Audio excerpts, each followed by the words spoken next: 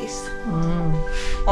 A ruhát, ha használta tovább, akkor, ha meghízott, akkor tovább nem bírta fölvenni. Az szégyen volt.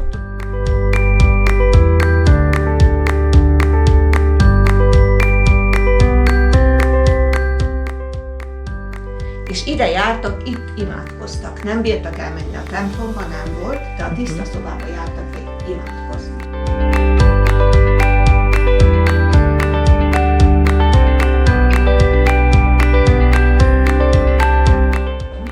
Volt nekik ilyen.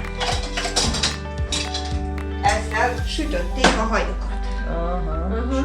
Sütni.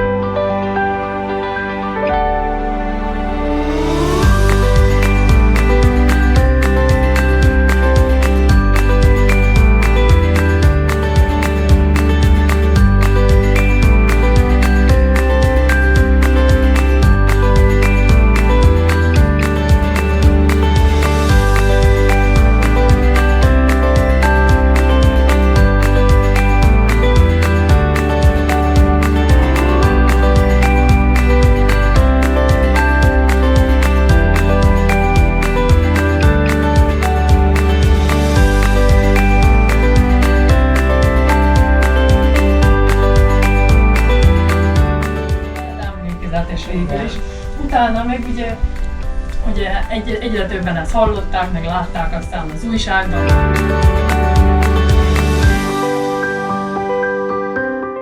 Na hát ez a Szerbia legszebb kertje.